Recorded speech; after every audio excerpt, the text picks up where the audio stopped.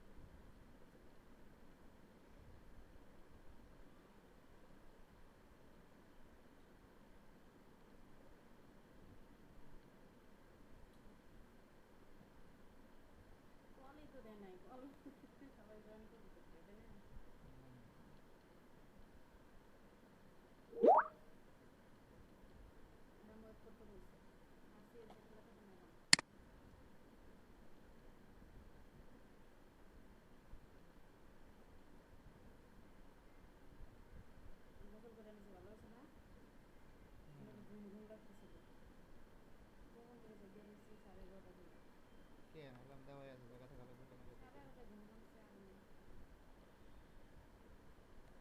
যে তো আমাদেরকে করতেই হবে। আর যাদের থিংকিং ফোন হ্যাং হয়ে যাচ্ছে যাদের বুঝছো? Thinking report 1 minute phone hang হয়ে যাচ্ছে। হ্যাঁ রিফাত, হ্যালো। ওয়ালাইকুম আসসালাম। না রিফাত ফোন দিয়েছিলাম, ওই যে তোমাদের স্কাইপের গ্রুপটা খুব লার্জ হয়ে গিয়েছিল, আগে তো এটা ছিল না, সমস্যা করছিল, সেটার জন্য আর কি। অসুবিধা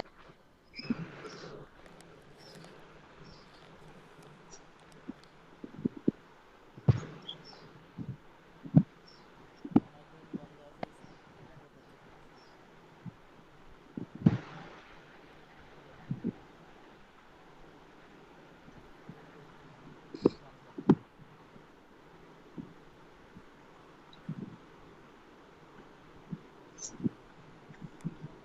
আচ্ছা, একটা কথা একটু বলি, সেটা হচ্ছে যারা নামাজে যেতে চাচ্ছেন, প্লিজ কন্টিনিউ, কারণ নামাজে যান। অনেকেই আপনারা এটা রেকর্ডও করছে, সো যারা রেকর্ড করছে তাদের কাছ থেকে নিয়ে শুনে নিলেই হবে। No, don't worry about that. Okay, so যারা নামাজে যেতে চাচ্ছেন প্লিজ তারা প্রসিড করেন। আচ্ছা, তাহলে আমরা চলেন শুরু করি।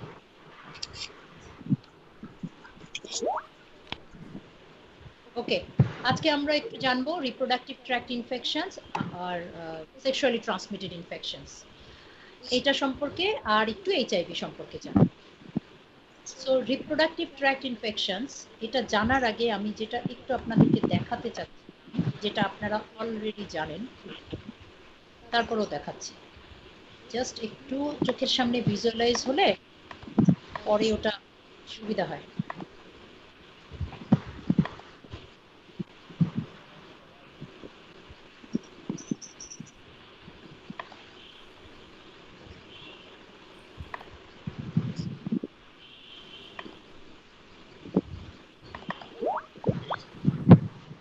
আমি একটু স্ক্রিন শেয়ার দিয়েছি, আপনারা কি দেখতে পাচ্ছেন? আমাকে একটু বলেন প্লিজ। স্ক্রিন শেয়ার জি দিয়েছি, ম্যাডাম। দেখতে জি ম্যাডাম পাচ্ছেন? দেখা যাচ্ছে। গুড, জি ম্যাম ভেরি গুড। দেখা যাচ্ছে। আচ্ছা আচ্ছা, স্ক্রিন শেয়ার দিলে গতবার যেটা সমস্যাটা ফেস করলাম সেটা হচ্ছে আওয়াজটা কমে যায়, সো আমি এই ছবিগুলো খালি দেখিয়ে আবার স্ক্রিন শেয়ারটা অফ করব। ঠিক আছে? আচ্ছা, চলেন, আমি যেহেতু রিপ্রোডাক্টিভ ট্র্যাক্ট ইনফেকশন পড়বো, এই জন্য জাস্ট আমি একটু করে দেখাচ্ছি যে female and mail reproductive tract গুলো কি, ওই ট্র্যাক্ট গুলোতে যে ইনফেকশন হয় সেটাকেই রিপ্রোডাক্টিভ ট্র্যাক্ট ইনফেকশন বলে। যেমন ফিমেল রিপ্রোডাক্টিভ ট্র্যাক্টের ভিতরে এক্সটার্নাল কিছু অর্গান আছে, ইন্টারনাল কিছু অর্গান আছে। অলরেডি আলোচনা হয়েছে কিছু, আমি জাস্ট আপনাদেরকে বলে যাচ্ছি, ফলো করেন আমার কার্সারটা।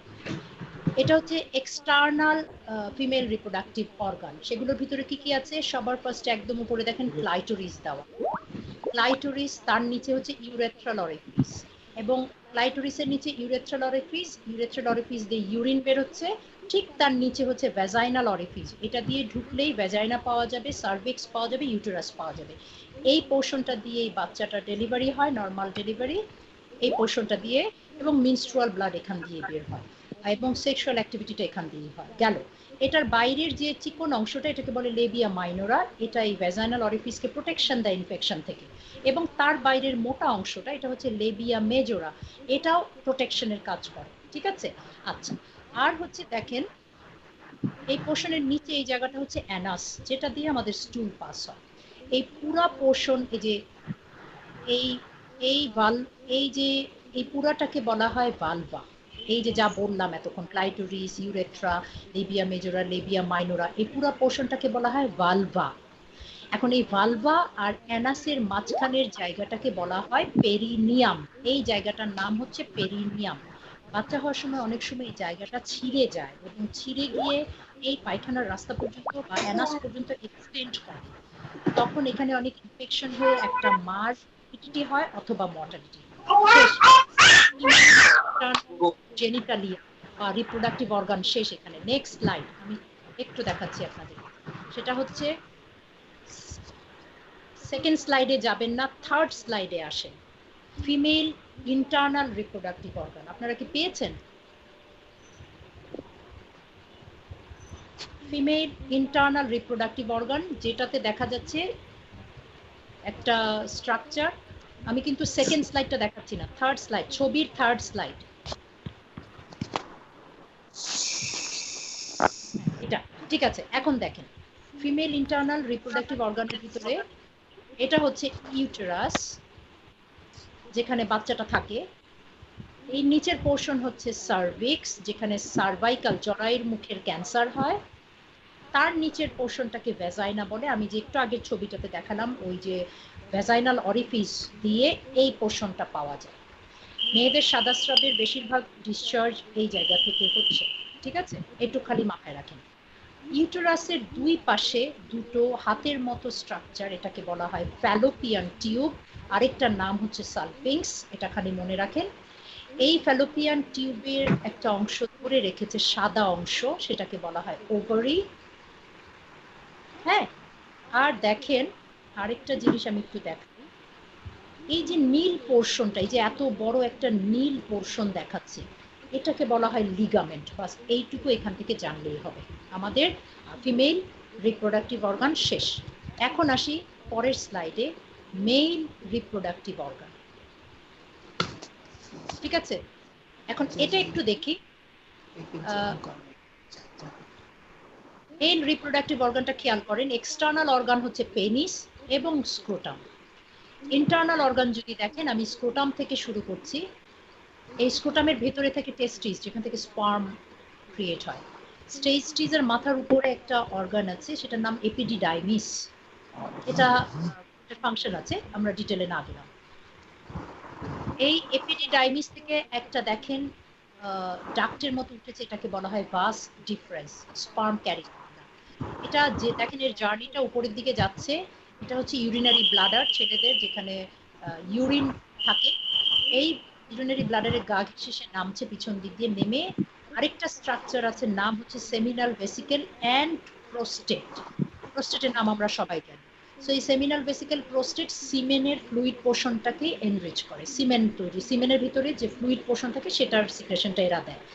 আর এই বাস ডিফারেন্স বা ডাক্টটা তখন এই যে সেমিনাল ভেসিকেল থেকে আসা একটা ডাক্টের সাথে মিলিত হয়ে, এই যে প্রোস্টেট থেকে এসে মিলিত হয়ে একটা সিঙ্গেল ডাক্ট তৈরি করে। এই ডাক্টের নাম তখন হয়ে যায় ইজাকুলেটরি ডাক্ট। এটা পেনিসের মধ্যে দিয়ে ইউরেথ্রা নামে বের হয়ে আসে। বাস এইটুক জানলেই হবে। এখন আমরা স্ক্রিন শেয়ার থেকে চলে যাচ্ছি, যে আমরা লেকচারে চলে যাচ্ছি। ঠিক আছে, এখন আমরা আমাদের লেকচারটাতে চলে যাচ্ছি, reproductive tract infections. So reproductive tract infections তাহলে স্লাইড নাম্বার 3 আমি বলছি কাকে বলে। ইনফেকশনটা আমরা সবসময় আপনাদের কাছ থেকে শুনতে চাই। Reproductive tract infections are the infections that affect reproductive organ or genital tract or reproductive tract and affect both men and women. এটাই হচ্ছে reproductive tract infection। এটা কি দিয়ে কারণ কি এটা হওয়ার? caused by organism normally present in the reproductive tract or introduced from outside during sexual contact or medical procedure. Please এটা একটু মনে রাখার চেষ্টা করেন। তাহলে রিপ্রোডাক্টিভ ট্র্যাক্ট ইনফেকশন তিনটা ভাবে আমি দেখতে পাচ্ছি এখানে হচ্ছে। একটা হচ্ছে আমার বডিতে আমাদের আল্লাহ তাআলা বা সৃষ্টিকর্তা আমাদের বডিতে কিছু গুড ব্যাকটেরিয়া, যেগুলো আমাদের বন্ধু ফ্রেন্ড ব্যাকটেরিয়া দিয়ে দিয়েছে, যাদেরকে আমরা বলি ব্যাকটেরিয়াল ফ্লোরা, যেটা কিনা আমাদেরকে প্রোটেক্ট করে ইনফেকশন থেকে। সো রিপ্রোডাক্টিভ ট্র্যাক্টে ভ্যাজাইনা ভালভাতে ওই জায়গাটাতে কিছু এরকম ভালো ব্যাকটেরিয়া থাকে। সেই ব্যাকটেরিয়াগুলো অনেক সময় ইনব্যালেন্স হয় বিভিন্ন কারণে। সো সেটার কারণে হতে পারে রিপ্রোডাক্টিভ ট্র্যাক্ট ইনফেকশন। আবার আমি ইন্ট্রোডিউস করছি বাইরে থেকে, সেটা কিভাবে হতে পারে? সেক্সুয়াল কন্ট্যাক্টের মাধ্যমেও হতে পারে, অথবা মেডিকেল কোনো প্রসিডিওর আমি করছি, যেমন ডেলিভারি করাচ্ছি, যেমন আপনার এমআর অ্যাবর্শন করাচ্ছি, যেমন ফ্যামিলি প্ল্যানিংয়ের কোনো মেথড আমি ইন্ট্রোডিউস করছি, সেটার জন্য হতে পারে। আচ্ছা, একটু আগে আমি যখন ক্লাস নিচ্ছিলাম তখন লাইনটা হঠাৎ করে কেটে যাচ্ছিল, কানেকশনটা ভালো ছিল না। সেই জন্য আমি একটু পরপর আপনাদেরকে জিজ্ঞেস করবো যে আপনারা লাইনে আছেন কিনা। প্লিজ আমাকে রেসপন্স করবেন, তাহলে আমার বুঝতে সুবিধা হবে যে আমাকে আবার শুরু করতে হবে কিনা কাট করে। আর যদি দেখেন কোনো কারণে লাইনটা কাট হয়ে গেছে, প্লিজ আপনারা ওয়েট করবেন আমি যতক্ষণ না মেসেজ দিচ্ছি, অথবা যতক্ষণ না আমি আবার কানেক্টেড হচ্ছি। এটুকু আমার একটু বক্তব্য আপনাদের সাথে, ঠিক আছে? আচ্ছা, পরের স্লাইডে যাই। পরের স্লাইডটা হচ্ছে রিপ্রোডাক্টিভ ট্র্যাক্ট ইনফেকশনস এর মোড অফ ট্রান্সমিশন, অথবা হাউ আরটিআই স্প্রেড। এটা যখন আপনাদেরকে জিজ্ঞেস করা হবে বা যেভাবে হোক কোশ্চেন করা হবে, সেটা রিটেন পাইবা, তখন আপনাকে প্রথমে বলতে হবে এটা সেক্সুয়াল ট্রান্সমিশনের মাধ্যমে ছড়ায়। কিছু আরটিআইস, সংক্ষেপে আমরা আরটিআইস বলি, তো আমি আরটিআইসই বলবো। কিছু আরটিআইস আছে যারা সেক্সুয়াল ট্রান্সমিশনের মাধ্যমে ছড়ায়, কিছু আছে মেডিকেল প্রসিডিওরের মাধ্যমে ছড়ায়, যেটা একটু আগে বললাম, যেগুলো যে বলেছি যে examination during pregnancy, child birth, postpartum period, family planning method এবং গাইনোকোলজিক্যাল বিভিন্ন ধরনের প্রোগ্রাম এক্সামিনেশনের সময়। কিছু আছে এন্ডোজেনাস, যেটা একটু আগে বললাম, যে overgrowth of your own organism that are normally present in vagina, সেটার কারণে হয়। তাহলে রুট অফ ট্রান্সমিশন। আমরা আসি যেটা আমরা রিটেন কোশ্চেনে আপনাদেরকে দেই এবং আপনাদেরকে জিজ্ঞেস করি ভাইভাতে, যে types of reproductive tract infection. আপনারা লিখতে পারেন যেন, সেভাবেই আমি এটাকে সাজিয়েছি। দুভাগে ভাগ করতে পারেন according to site of infection, কোথায় হচ্ছে সেটার উপরে নির্ভর করে। কিছু আছে আপার রিপ্রোডাক্টিভ ট্র্যাক্ট ইনফেকশন, কিছু আছে লোয়ার রিপ্রোডাক্টিভ ট্র্যাক্ট ইনফেকশন। আরেকটা আছে according to source of infection, কোনখান থেকে এসছে সেইভাবে ভাগ করতে পারি। তাহলে হবে এন্ডোজেনাস, আয়াট্রোজেনিক এবং সেক্সুয়ালি ট্রান্সমিটেড। চলেন আমরা একটু একটু করে এখন এটা একটু জানবো শর্ট শর্ট করে। তাহলে স্লাইড নাম্বার প্রথমে আমি যাচ্ছি 7। স্লাইড নাম্বার 7, আপার রিপ্রোডাক্টিভ ট্র্যাক্ট ইনফেকশন কাদেরকে বলে? সার্ভিক্স থেকে ইউটেরাস, ফেলোপিয়ান টিউব, ওভারি, যেগুলো আমি দেখিয়েছিলাম ছবি। তাহলে cervix, uterus, fallopian tube, ovary, এখানে যদি কোনো ইনফেকশন হয় সেটার নাম হচ্ছে আপার রিপ্রোডাক্টিভ ট্র্যাক্ট ইনফেকশন। আর ভ্যাজাইনা, ভালভা যেগুলো দেখালাম, সেখানে যদি কোনো ইনফেকশন হয় সেটা হয় লোয়ার রিপ্রোডাক্টিভ ট্র্যাক্ট ইনফেকশন। সোজা। এখন আসেন স্লাইড নাম্বার 6 আমি পড়াচ্ছি। Slide number 6, according to site of infection. তাহলে আপার অ্যান্ড লোয়ার, যে কথাটা আমি বললাম সেটাই এখানে আমি লিখে দিয়েছি। ভালভা ভ্যাজাইনাতে হলে লোয়ার, সার্ভিক্স, ইউটেরাস, ফ্যালোপিয়ান টিউবে হলে আপার। চলে না, স্লাইড নাম্বার 8-এ যাব। Slide number 8। So lower reproductive tract infection, simple ভাষায় যদি এক্সাম্পল আমরা বলি, যে আপনারা এক্সাম্পল দেন, তখন আপনারা ভ্যাজাইনাতে যে ইনফেকশন হবে তার নাম হচ্ছে ভ্যাজাইনাইটিস। খুব সিম্পল, ভ্যাজাইনার সাথে আইটিস যোগ করে দিব, হয়ে যাবে ইনফেকশনের নাম। তাহলে ভ্যাজাইনাতে যে ইনফেকশন হচ্ছে সেটা হবে vaginal infection. So this is known as vaginitis or vulvovaginitis. কি হয়? ভ্যাজাইনাটা ইনফ্লামড হয়ে যায়, রেড হয়ে যায়, ইচি হয়ে যায়, পেইনফুল হয়ে যায় এবং কিছু ডিসচার্জ বের হয়। শেষ। পরের স্লাইড, স্লাইড নাম্বার 9। ভ্যাজাইনাইটিসের কিছু কমন কজ আছে। কি কি কারণে ভ্যাজাইনাইটিস হয় এবং তখন তার নামগুলো কি হয়। এবং এগুলো সাধারণত এন্ডোজেনাস ইনফেকশন, মানে কি আমার বডির গুড ফ্লোরাগুলো, ব্যাকটেরিয়াল ফ্লোরাগুলো ইমব্যালেন্স হয়েছে, যার কারণে এই ইনফেকশনগুলো হয়েছে, সেটাই হচ্ছে এন্ডোজেনাস ইনফেকশন। তাহলে ভ্যাজাইনাইটিস কত ধরনের হতে পারে? একটা হচ্ছে এক্সাম্পল ক্যান্ডিডিয়াসিস, যেটা কিনা একটা ফাঙ্গাসের মাধ্যমে হয়। সব এগুলো হচ্ছে কোথায়? ভ্যাজাইনাতে। আরেকটার নাম হচ্ছে ব্যাকটেরিয়াল ভ্যাজাইনোসিস, যেটা আরেকটা প্যারাসাইট দিয়ে হয়। আরেকটা হচ্ছে সেটা এসটিআই, সেটা সেক্সুয়ালি ট্রান্সমিটেড হবে, তার নাম হচ্ছে ট্রাইকোমোনিয়াসিস। তাহলে এই তিনটাকে আমরা ভ্যাজাইনাইটিসের আন্ডারে রেখেছি। তার ভিতরে একটা হচ্ছে সেক্সুয়ালি ট্রান্সমিটেড হয়, তার নাম কি? ট্রাইকোমোনিয়াসিস। বাকি দুটা সেক্সুয়ালি ট্রান্সমিটেড হয় না, পার্টনারকে ওষুধ খেতে হবে না, এটা মনে রাখতে হবে। বাট যেই রোগটা এসটিআই বলবো বা সেক্সুয়ালি ট্রান্সমিটেড ইনফেকশন বলবো, তাকে অবশ্যই পার্টনারকে ওষুধ দিতে হবে, ওষুধ খাওয়াতে হবে। আমি ভাষাটা এমন ইউজ করছি যেহেতু এখানে বেশ একটা মিক্সড গ্রুপ আছে, নট অনলি ডক্টর, সেই জন্য এমন টার্মগুলো ইউজ করছি যেটা সবাই বুঝতে পারে। ঠিক আছে? আচ্ছা, তাহলে আমরা এবার যাব পরের স্লাইড নাম্বার 12। এটা হয়ে গেল লোয়ার রিপ্রোডাক্টিভ ট্র্যাক্ট ইনফেকশন। তাহলে একটাই জানলাম ভ্যাজাইনাইটিস হয়, কত ধরনের আছে? 3 ধরনের দেখলাম, ক্যান্ডিডিয়াসিস, ব্যাকটেরিয়াল ভ্যাজাইনোসিস, আর একটা হচ্ছে ট্রাইকোমোনিয়াসিস। এবার আসি upper reproductive tract infection, slide number 10। Slide number 10 দেখেন, যদি আপার রিপ্রোডাক্টিভ ট্র্যাক্ট ইনফেকশনে যদি সার্ভিক্সে ইনফেকশনটা হয়, তার নাম হচ্ছে সার্ভিসাইটিস। যদি ইউটেরাসে ইনফেকশনটা হয়, নাম হচ্ছে এন্ডোমেট্রাইটিস। ইউটেরাসের 3টা লেয়ার থাকে, তার ভিতরে এন্ডোমেট্রিয়াম একটা লেয়ার। সো সেই লেয়ারেই সাধারণত ইনফেকশনটা হয়, সেজন্য ওটার নাম হচ্ছে এন্ডোমেট্রাইটিস। কেন এখানে ইনফেকশনটা হয়? কারণ এন্ডোমেট্রিয়াম লেয়ারটাই যখন প্রতি মাসে শেড আউট হয়ে মিনস্ট্রুয়াল ব্লাড হয়ে বের হয়ে আসে, আর বাকি যে দুটো লেয়ার তারা বাইরের দিকে, ভিতরের বা বাইরের দিকে থাকে, এটা টাচে থাকে না, সেই জন্য এন্ডোমেট্রাইটিস। ফেলোপিয়ান টিউবে যদি ইনফেকশন হয়, ফেলোপিয়ান টিউবের আরেকটা নাম হচ্ছে সালপিস, সেই জন্য এটার নাম হচ্ছে সালপিনজাইটিস। ওভারিতে যদি ইনফেকশন হয়, তার নাম ওফোরাইটিস হয়ে গেল। এবং this upper reproductive tract infections are very severe then lower reproductive tract infection, কারণ এটার থেকে ওই যে নীল একটা ছবি দেখিয়েছিলাম পেরিটোনিয়াম, সেখানেও এক্সটেন্ডেড হতে পারে। কিভাবে? ফেলোপিয়ান টিউব যেটা আছে ইউটেরাসের 2 পাশে, এটার একটা ওপেন এন্ড আছে, সেটা হচ্ছে যেটা ওভারিকে ধরে রেখেছে। ইনফেকশনটা যদি ইউটেরাসে পৌঁছে, তাহলে সে ফেলোপিয়ান টিউবকে কভার করে ওই ওভারিতে যেখানে ধরে রেখেছে সেটা তার এক্সিট পোর্শন, সেখান থেকে অর্গানিজমটা বের হয়ে আপনার পুরো পেটে ছড়িয়ে যাবে। এই জন্য এটা ভেরি সিভিয়ার। হ্যাঁ, আচ্ছা। আর অলরেডি আপনারা জেনেছেন যে কখন এই ইনফেকশনসগুলো আপার রিপ্রোডাক্টিভ ট্র্যাক্টে যেতে পারে? যখন ওই যে মিনস্ট্রুয়াল রেগুলেশন বা এমআর করানো হয়, অ্যাবর্শন করানো হয় এবং ফ্যামিলি প্ল্যানিং মেথড কপারটি লাগানো হয়, তখন কিন্তু এগুলো যেতে পারে। শেষ। So are we connected students? আমরা কি আছি সাথে? একজন একটু বলে ফেলেন yes ma'am. Yes, madam. Thank you. Yes, আচ্ছা, ওকে, ডান। এরপরে আমরা একটু পরের স্লাইডে যাচ্ছি, স্লাইড নাম্বার 11। তো আমরা একটু সার্ভাইকাল, সব হয়তো বা জানবো না, এখানে সার্ভাইকাল ইনফেকশনটা জানবো আপার রিপ্রোডাক্টিভ ট্র্যাক্ট ইনফেকশনের ভিতরে, আর একটা পেলভিক ইনফ্লামেটরি ডিজিজ একটু জানবো, সবই একটু করে জানবো, এই দুটো। তাহলে সার্ভাইকাল ইনফেকশনটা কেন ইম্পর্টেন্ট? কারণ সার্ভাইকাল ইনফেকশনের নাম হচ্ছে সার্ভিসাইটিস, এবং সার্ভিসাইটিস হয় কিছু সেক্সুয়ালি ট্রান্সমিটেড ইনফেকশনস বা এসটিআই। এই এসটিআই গুলো আরটিআই এর অংশ। কেন এই এসটিআই গুলো আরটিআই এর অংশ?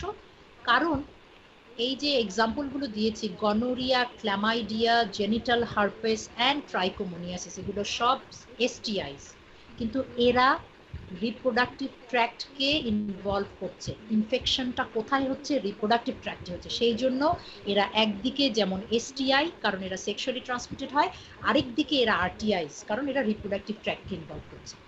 তাহলে কিছু আবার এসটিআইস আছে যারা রিপ্রোডাক্টিভ ট্র্যাক্টকে ইনভলভ করে না, তারা খুব সিম্পল দুইটা, একটা হচ্ছে এইচআইভি, একটা হচ্ছে হেপাটাইটিস বি। এইটুকখানি মাথায় রাখেন, পরের স্লাইডগুলোতে আবার পরে বলব। তাহলে আমরা দেখলাম সার্ভাইকাল ইনফেকশনটা হচ্ছে কিছু এসটিআইস দিয়ে যারা রিপ্রোডাক্টিভ ট্র্যাক্টকে ইনভলভ করে, তার মানে তারা এসটিআইসও আবার তারা আরটিআইসও। কারা তারা? Gonorrhoea, chlamydia, genital herpes, trichomoniasis.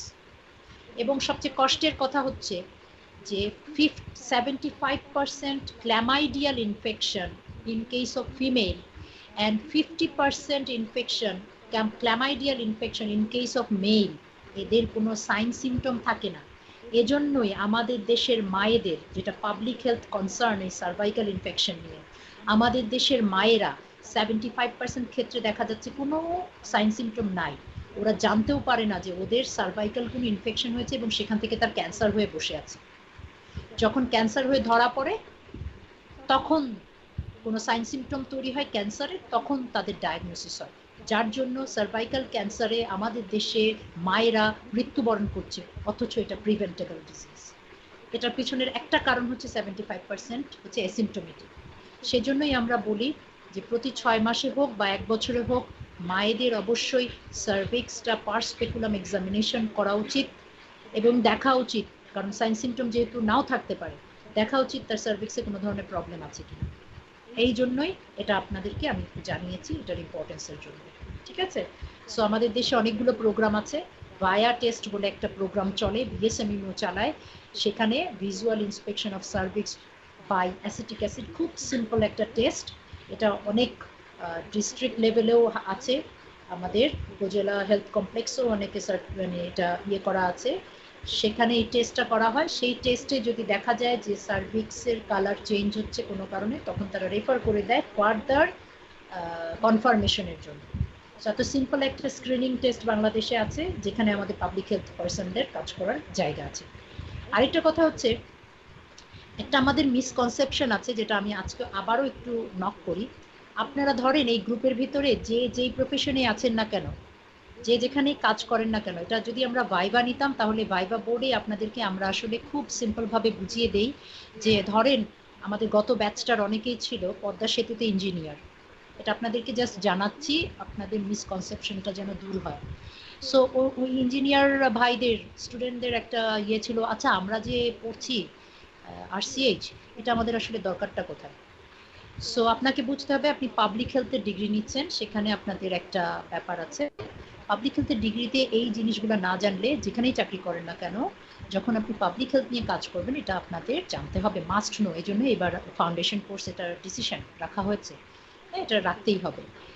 আরেকটা হচ্ছে কি, অনেকের আচ্ছা আমরা তাহলে যারা ইঞ্জিনিয়ার তারা যেখানে কাজ করছি সেখানে এটাকে কি করে ইমপ্লিমেন্ট করব, তখন আমরা ভাইবা বোর্ডে আপনাদেরকে আপনাদের প্রফেশনটা আগে জিজ্ঞেস করে নিয়ে উনি বললেন যে জি ম্যাম আমি পদ্মা সেতুতে কাজ করছি, আমি ওখানকার এই জিনিসগুলো দেখাশোনা করি।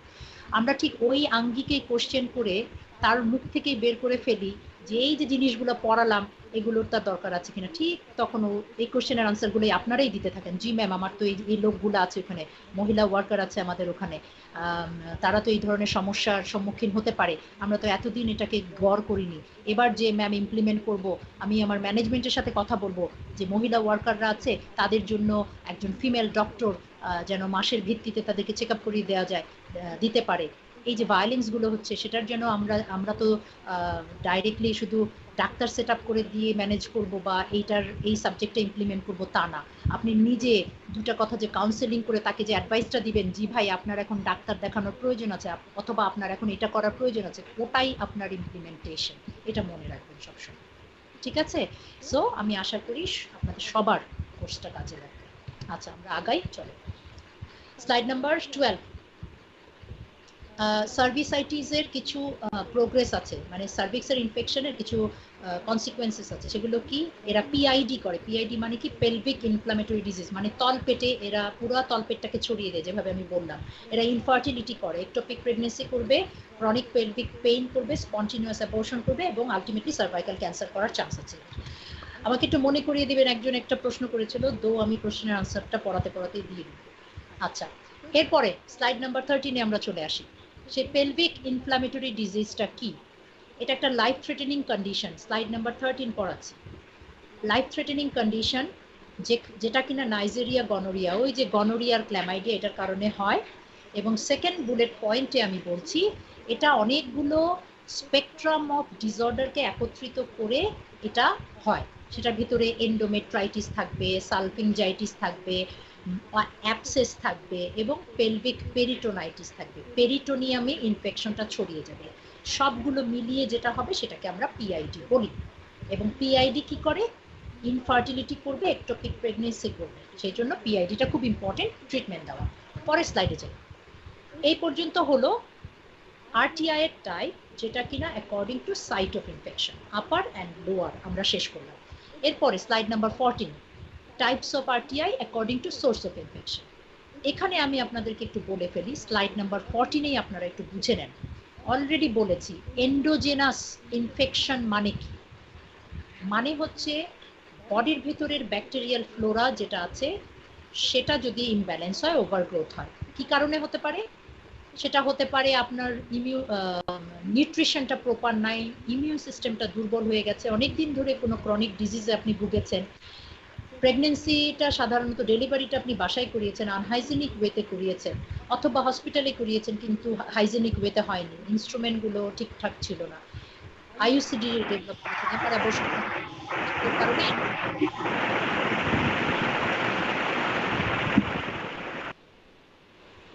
হ্যালো, আমরা কি আছি কানেক্টেড? হ্যালো, জি জি জি জি, জি okay, right, thank you. Then iatrogenic infection. Iatrogenic ইনফেকশনটা কি?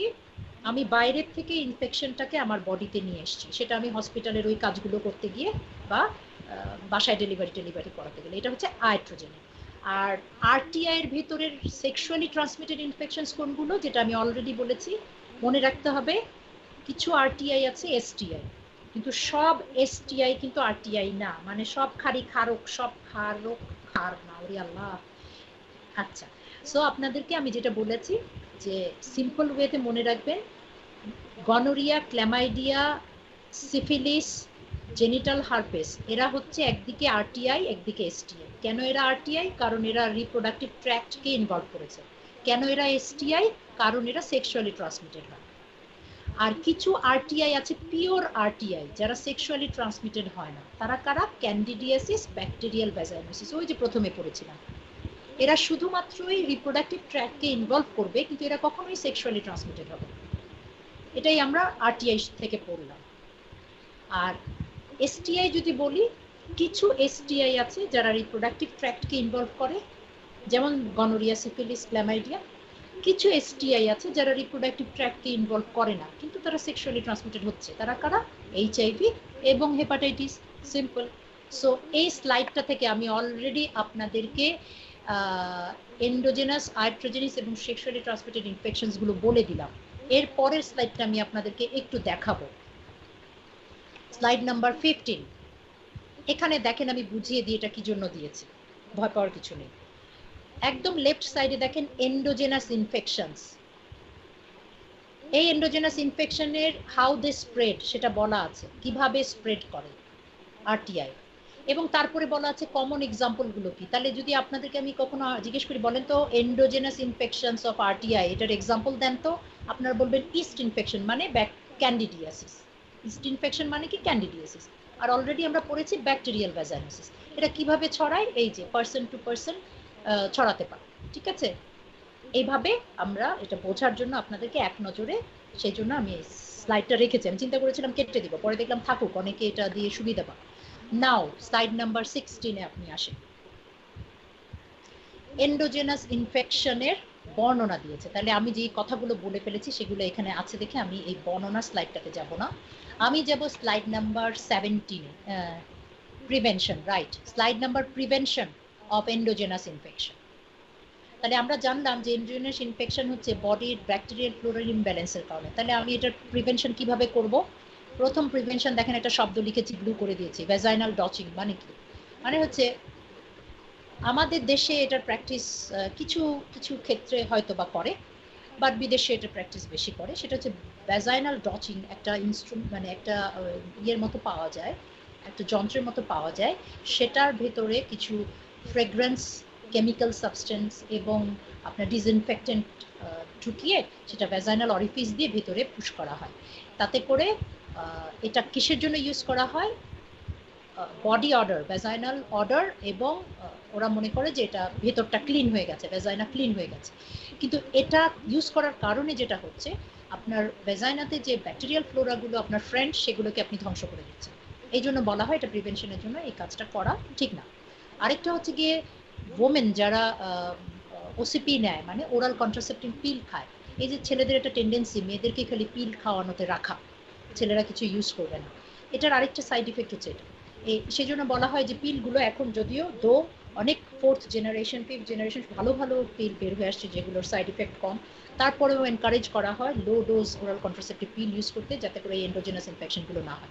এছাড়া খুব ঘন ঘন ব্রড স্পেকট্রাম অ্যান্টিবায়োটিক ইউজ করা যাবে না, র্যাশনাল ইউজ করতে হবে এটা প্রিভেনশনের জন্য, এবং হেলথ কেয়ার সিক করতে হবে যখনই প্রয়োজন হবে। তাহলে এটা গেল এন্ডোজেনাসের প্রিভেনশন। দেন iatrogenic infections already know, slide number 20.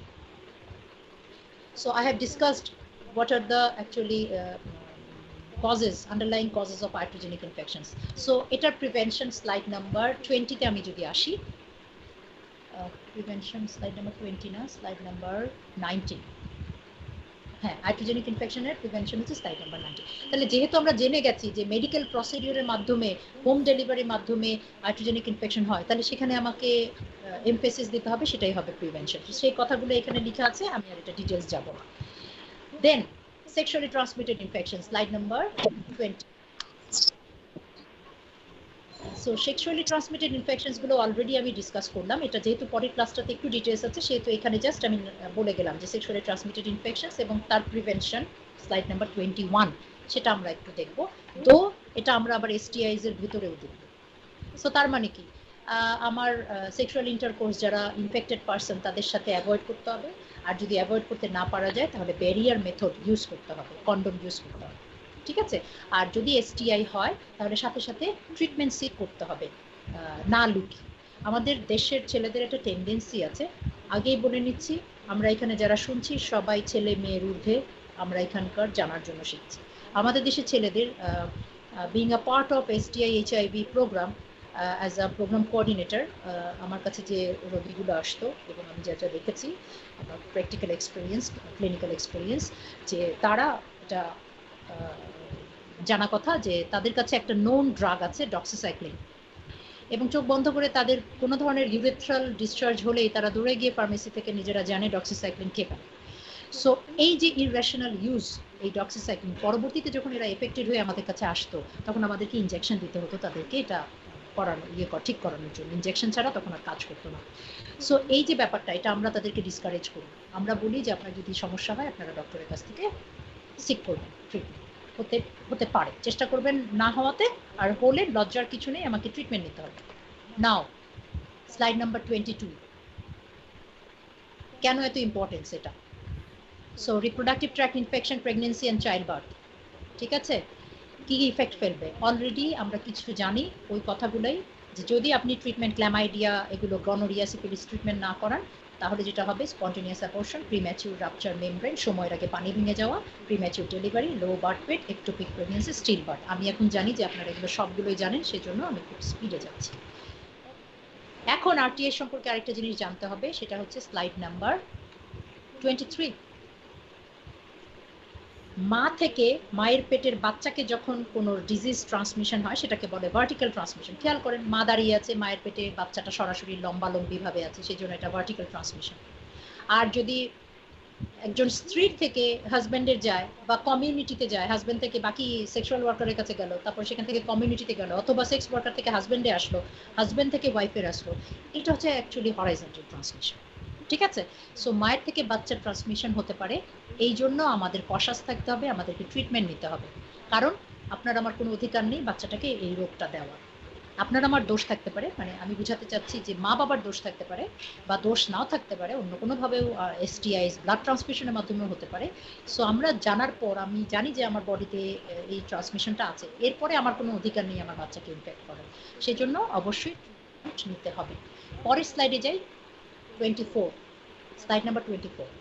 So বাচ্চার কি কি ইফেক্ট হতে পারে সেটা আমি দেখিয়েছি এখানে। যদি সিফিলিস থাকে মায়ের, তাহলে বাচ্চার কনজেনিটাল সিফিলিস হবে, বাচ্চা মারাও যেতে পারে। যদি গনোরিয়া ক্ল্যামাইডিয়া থাকে, একটা চোখের একটা পুজ হয়, পুজ তৈরি হয়, সেটাকে বলা হয় অপথেলমিয়া নিওনেটারাম। আমি একটু পরে দেখি ছবি একটা হয়তো আপনাদেরকে দেখানোর চেষ্টা করব। আরেকটা হচ্ছে গিয়ে নিওনেটাল নিউমোনিয়া হতে পারে। সেমনি প্যাপিলোমা ভাইরাসের বাকি ভাইরাসগুলোর কি কি এফেক্ট হতে পারে দিয়েছি, একটু দেখে নেবেন। এরপরে স্লাইডে আসি, slide number 25, reproductive tract infections in men. তো এতক্ষণ তো মেয়েদেরটা জানলাম, তো ছেলেরা তো কেন ছেলেদেরকে আর রিপ্রোডাক্টিভ হেলথে ইনভলভ করা হয়েছে মনে আছে একটা পয়েন্ট, সেটা হচ্ছে ছেলেদেরও কিছু প্রবলেম থাকে, তার ভিতরে এই প্রবলেমটাও আছে, রিপ্রোডাক্টিভ ট্র্যাক্ট ইনফেকশন। ছেলেরা জানেই না, যদি ইউরেথ্রাতে ইনফেকশনটা হয়, ইউরেথ্রা আপনাদেরকে ছবি দেখিয়েছি, তাহলে সেটাকে বলে ইউরেথ্রাইটিস। এবং ছেলেদের ইউরেথ্রাতে ইনফেকশন হলে যেটা প্রবলেম হয়, পেইন বার্নিং সেন্সেশন হয় ডিউরিং ডিসচার্জ, ইউরিন পাস করার সময়। এবং তাদের একটা শব্দ থাকে, বিশেষ করে সিফিলিস গনোরিয়াতে আক্রান্ত এবং ক্ল্যামাইডিয়াতে আক্রান্ত ভদ্রলোকেরা এসে আমাদের কাছে, ডক্টরদের কাছে বলে, আমার প্রস্রাবের রাস্তায় কিটকিট করে কামড়ায়। এই যে কিটকিট শব্দটা, এটা আপনারা যারা ডাক্তার আছেন কখনো যদি রোগী দেখেন পাবেন, বুঝে নেবেন ওর ফার্দার ইভ্যালুয়েশনের দরকার আছে। ওকে কিটকিট করে কামড়ায় শব্দটা, রাইট। এরপরে স্লাইডে যাই, স্লাইড নাম্বার 26। ছেলেদের লোয়ার রিপ্রোডাক্টিভ ট্র্যাক্ট ইনফেকশনের নাম হলো ইউরেথ্রাইটিস। আপার রিপ্রোডাক্টিভ ট্র্যাক্ট ইনফেকশনেও তাদের স্পার্ম ডাক্ট, যেটাকে বলেছিলাম দেখিয়েছিলাম, সরু একটা ডাক্ট উঠে যাচ্ছে টেস্টিস থেকে, ভাস ডিফারেন্স। যখন আমরা ভ্যাসেক্টমি করি, নন স্কালপাল ভ্যাসেক্টমি, সেখানে আমরা এই ভাস ডিফারেন্সটাকে টাই করে দিই ফ্যামিলি প্ল্যানিং এর মেথডের জন্য, সেই স্পার্ম ডাক্টটা এফেক্টেড হতে পারে। হ্যাঁ, সো আর যদি ট্রিটমেন্ট না নেয় স্পার্ম, লো স্পার্ম কাউন্ট হতে পারে। গেল। এরপরে আসি slide number 27, last slide RTI থেকে।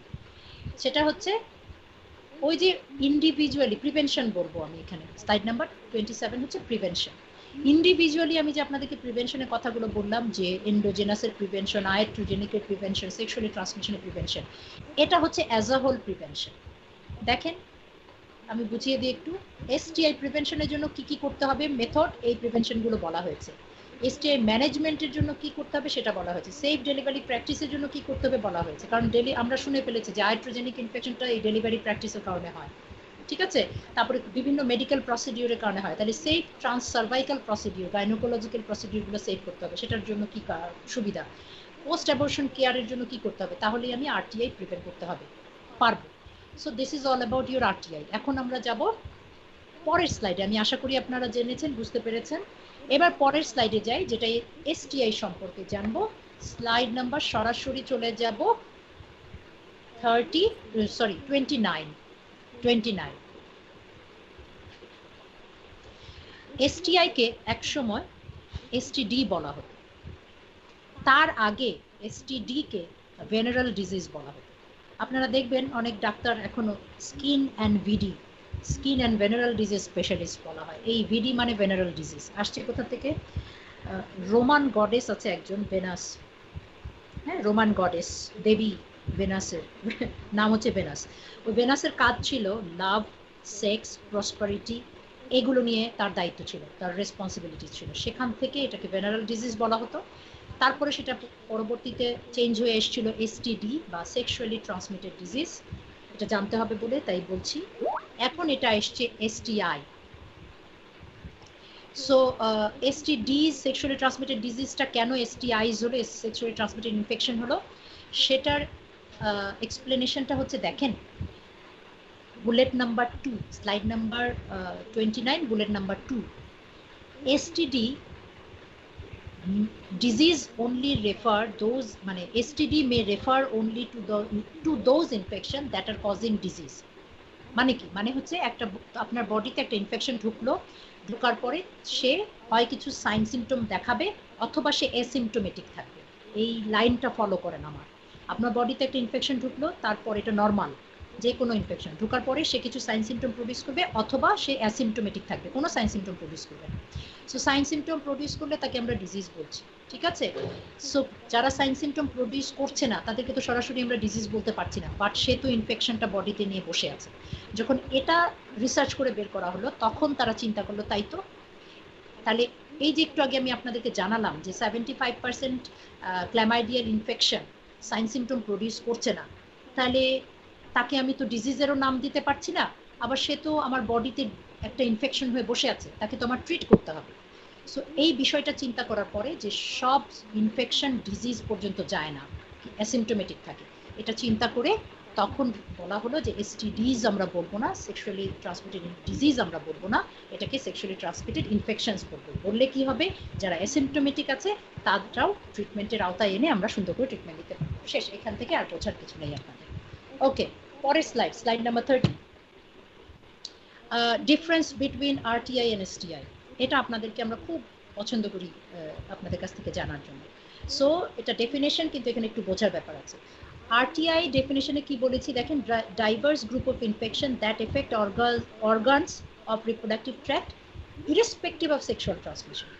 তার মানে আরটিআই সেক্সুয়ালি ট্রান্সমিটেড হতেও পারে, নাও পারে, এটাই পার্থক্য, এটা মনে রাখেন। আরটিআই সেক্সুয়ালি ট্রান্সমিটেড হতেও পারে, গনোরিয়া সিফিলিস, নাও পারে ক্যান্ডিডিয়াসিস, ব্যাকটেরিয়াল ভ্যাজাইনোসিস। শেষ। আর এসটিআইজ এর যে ডেফিনেশনটা এখানে আমরা দিয়েছি, এটা আপনাদের প্রতিটা লাইন আমরা আপনাদের কাছ থেকে বুঝতে চাই, একটু বুঝলেই বেসিক হয়ে যায়। সেটা কি হচ্ছে, এসটিআই কাকে বলে? Diverse group of infections that are transmitted exclusively, মনে রাখেন, that are transmitted exclusively or primarily, দুটো শব্দের ইম্পর্টেন্স আছে, exclusively or primarily, by sexual contact or intimate personal contact. Very important. তাহলে আমি এখন একটু আপনাদেরকে এক্সাম্পল দিই। এক্সক্লুসিভলি সেক্সুয়াল কন্ট্যাক্ট দিয়ে হতে পারে, সেক্সুয়াল ইন্টারকোর্সের মাধ্যমে, গনোরিয়া সিফিলিস, ক্লামাইডিয়া, ঠিক আছে। বাট ইন্টিমেট পার্সোনাল কন্ট্যাক্টের মাধ্যমেও সেক্সুয়ালি ট্রান্সমিটেড ইনফেকশনস হতে পারে। সেটার এক্সাম্পল হচ্ছে জেনিটাল স্ক্যাবিস। আমরা স্ক্যাবিসের নাম শুনেছি বাংলায়, যেটাকে খোস পাঁচরা বলা হয়, আঙ্গুলের ফাঁকে ফাঁকে হয়, সারা বডিতে হয়। এটাও একটা জায়গা, জেনিটালিয়া মানে রিপ্রোডাক্টিভ অর্গানগুলোকেও ইনফেক্ট করে। থাই, ইনার থাই, কুচকিতে যেটাকে বলে, ওই জায়গাগুলোতেও হয়। সো ওইখানে যখন হয় এবং এটা যখন সেক্সুয়াল অ্যাক্টিভিটিতে ইন্টিমেট পার্সোনাল কন্ট্যাক্ট হয়, তখন পার্টনারকে ছড়ায়। So this is the example of intimate personal contact. Example হচ্ছে জেনিটাল স্ক্যাবিস। শেষ। পরের স্লাইডে আমরা আসি, স্লাইড নাম্বার 32। আরটিআই টাইপ পড়েছি এবং এসটিআই টাইপ পড়বো। দেখেন, এসটিআই 3 ভাগে বিভক্ত। একটা হচ্ছে আলসারেটিভ এসটিআই, একটা হচ্ছে নন আলসারেটিভ এসটিআই, আরেকটা হচ্ছে sexually transmitted infections but not involve reproductive tract। তাহলে আলসারেটিভ এসটিআই এর এক্সাম্পল দেওয়া আছে, নন আলসারেটিভ এর দেওয়া আছে। মানে হচ্ছে কি জানেন, আলসারেটিভ এসটিআই যেমন সিফিলিস, জেনিটাল হার্পেস, শ্যাঙ্ক্রয়েড, এখানে আলসার তৈরি হবে বডিতে, আপনার জেনিটাল অর্গানে। নন আলসারেটিভে বডির বাইরে আলসার তৈরি হবে না, খালি চোখে দেখা যাবে না। বাট ভ্যাজাইনা, সার্ভিক্স, এগুলোর যে মিউকাস মেমব্রেন লাইনিং লেয়ার থাকে, সেইখানে ছোট ছোট ছোট ছোট মাইক্রো আলসার হয়, যেটা আমরা খালি চোখে দেখতে পারি না, যার জন্যই এইচআইভিটা ছড়ায়। ঠিক আছে। সো আর আরেকটা সেক্সুয়ালি ট্রান্সমিটেড ইনফেকশন যেটা আরটিআই মানে রিপ্রোডাক্টিভ ট্র্যাক্ট ইনভলভ করে না, সেটা আমরা অলরেডি জেনেছি, এইচআইভি আর হেপাটাইটিস বি। এখন আমরা আসি পরের স্লাইড 33 অ্যান্ড 34 এখানে এবং 35, এই তিনটা স্লাইডে আমি কিছু common STI, bacterial STI, viral STI এবং প্যারাসাইট এসটিআই এর নাম দিয়েছি। সো আপনারা এটা দেখে নেবেন। তার ভেতরে স্লাইড নাম্বার 34টাতে আমি একটু যাব। Slide number 34। আচ্ছা, একটু রেসপন্সটা নেই, আমরা সাথে আছি? জি ম্যাম। Thank you madam. জি ম্যাডাম। Okay, thank you. এখন আমরা একটু যাই স্লাইড নাম্বার 34। যিনি গত একদম প্রথম ক্লাসে আমাকে একটা প্রশ্ন করেছিলেন, তার উত্তরটা আমি এখান থেকে দিব। সেটা হচ্ছে কিছু ভাইরাসের মাধ্যমে এসটিআইস হয়, তার ভিতরে ভাইরাল হেপাটাইটিস আমরা জানি, খুব ইম্পর্টেন্ট, আপনাদের নিজেদের লাইফের জন্য দরকার। হার্পেস সিমপ্লেক্স ভাইরাস 2 ধরনের আছে, টাইপ 1, টাইপ 2। বলা হয় টাইপ 1 যেটা, সেটা হচ্ছে আপনার ঠোঁটের চারপাশে, ওরাল, এই জায়গাগুলোতে হয়। ঠিক আছে। এবং এটা রেয়ারলি আপনার সেক্সুয়ালি ট্রান্সমিটেড। ঠিক আছে। এটা এই ঠোঁটের চারদিকে হয়, যখন সেক্সুয়াল অ্যাক্টিভিটিতে ওরাল কোনো কাজ থাকবে তখন এটা কন্টাক্টের মাধ্যমে আরেকজনের হবে। খেয়াল করেন, হার্পেস সিমপ্লেক্স টাইপ 1 যেটা। Herpes simplex type 2, this is a pure sexually transmitted infections। ঠিক আছে। এখন এই ভাইরাসটা যদি বডিতে একবার ঢুকে, এটা পুরোপুরি বডি থেকে কখনোই যাবে না, লাইফ লং ইনফেকশন থাকবে। আপনার যখনই ইমিউনিটি ড্রপ করবে, যেমন যাদের যদি হার্পেস সিমপ্লেক্স 1 থাকে কারো, আপনার লাইফ লং থাকবে। ইমিউনিটি ড্রপ করলে দেখবেন মাঝে মধ্যেই আপনার এদিকে লিপের ভিতরে ইনফেকশনটা বের হয়ে আসবে, বা ক্রনিক ডিজিজে আপনি অনেকদিন ছিলেন, তারপরে এটা হবে, তখন আর কি একটু ওষুধ ট্রিটমেন্ট লোকাল দিয়ে একটু আপনাকে ঠিকঠাক থাকতে হবে। আর টাইপ 2 মেজারমেন্ট আমরা জানবো যে কিভাবে এসটিআই প্রিভেন্ট করে, সেখান থেকেই জানতে পারবো। আচ্ছা, এরপরে আসি এইচআইভি, যেহেতু এটা আলাদা আছে সেটা আমি পরে কথা বলবো। আর একটু জানবো যেটা হচ্ছে এইচপিভি, যেটা আমরা সার্ভাইকাল ক্যান্সার করে। এইচপিভি মানে হচ্ছে human papilloma virus, cervical cancer করে। এছাড়াও এরা এনাল ক্যান্সার করতে পারে, পিনাইল ক্যান্সার করতে পারে, বালবাল ক্যান্সার করতে পারে এবং জেনিটাল ওয়ার্ড করে। এবং এই সার্ভাইকাল ক্যান্সার এইচপিভি 16 অ্যান্ড 18 দিয়ে হয় সাধারণত, আরও অনেকগুলো সাবটাইপ আছে এর। সো এটাকে প্রিভেন্ট করার জন্য আমাদের একটা প্রোগ্রাম চলে বাংলাদেশে, এটা আমাদের নিজস্ব বা মা বোনের জন্য দরকার। এবং আপনারা জানেন কিনা এই প্রোগ্রামটা এখন যেটা করা হয়েছে, ইয়াং অ্যাডোলেসেন্ট গ্রুপদেরকেও সার্ভাইকাল ক্যান্সার প্রিভেন্ট করার জন্য এইচপিভি ভ্যাকসিন দেওয়া হয় 9 to 10-12 ইয়ার্সের মধ্যে। সো একটা হচ্ছে সার্ভাইকাল ক্যান্সারের ইনজেকশনটার 3টা ডোজ থাকে, যেই ডোজটা 3টা শটে দিতে হয়। একটা যখন আজকে দিল, আরেকটা 2 মাস পর, 1 মাস পরে দিবে, আরেকটা 6 মাস পরে দিবে, 3টা শট, ঠিক আছে। আর 9 to 14 ইয়ার্সের, 9 to 12 ইয়ার্সের যেটা ইয়াং পিপলদের জন্য, 14 ইয়ার্সের যেটা 9 to 14 বাংলাদেশে যেটা নেওয়া হয়েছে সেটা হচ্ছে 9 to 14 ইয়ার্সের যেটা ডাব্লিউএইচওর এটা। সো ওটাতে দেওয়া হয় 2টো শট, ঠিক আছে। একটা দেওয়া হয় 0 মানে যখন দিবে তখন, আরেকটা দেওয়া হয় উইদিন 6 মান্থস। এই হচ্ছে গিয়ে আপনার সার্ভাইকাল ক্যান্সার প্রিভেনশনের একটা পার্ট ভ্যাকসিনেশনের মাধ্যমে, ঠিক আছে। তো আমরা পরের স্লাইডে একটু যাব। পরের স্লাইডে হচ্ছে গিয়ে স্লাইড নাম্বার 35। 35-এ ওই যে স্ক্যাবিসের কথা বলেছিলাম, এটাই একটু হাইলাইট করে রেখেছি লাল রং দিয়ে। এছাড়া আমি পরের স্লাইডে চলে যাচ্ছি। পরের স্লাইড হচ্ছে slide number 36, mode of transmission of STI. খুব important and basic question, so আমাদের মাস্ট নো স্লাইড। সেটা কি? সেটা হচ্ছে যে আনপ্রোটেক্টেড সেক্সুয়াল ইন্টারকোর্স, আরেকটা হচ্ছে transfusion of infected blood and blood product, sharing of needle and syringe, mother to child transmission. 3 জায়গায় হয়, ডিউরিং প্রেগনেন্সি হয়, ডিউরিং ডেলিভারি হয়, আফটার বার্থ হয়, ঠিক আছে। সো এই 3 ভাবে জেনারেল মোড অফ ট্রান্সমিশন হতে পারে। ব্যাপারটা এরকম যে আমি সারাদিনে একবেলা বা দুবেলা যদি খেতেও ভুলে যাই, মেডিকেল সায়েন্স বলে আপনার বডি খেতে ভুলে গেলেও বা না খেলেও এটা আপনার জন্য হেলদি একদিক দিয়ে, কারণ হচ্ছে আপনার বডিতে যদি এক্সেস কিছু জমে থাকে সেটা ব্যালেন্স হয়। বাট আপনি যদি general mode of transmission of STI অথবা এইচআইভি এইডস ভুলে যান, মেডিকেল সায়েন্স বলছে এটা আপনার জন্য ভালো না, ঠিক আছে। So this is very risky. আচ্ছা, চলেন আমরা পরের স্লাইডটাতে যাই। Slide number 37, social factors. কী কী সোশ্যাল ফ্যাক্টরস আছে যেগুলো এসটিআই ট্রান্সমিশন করে?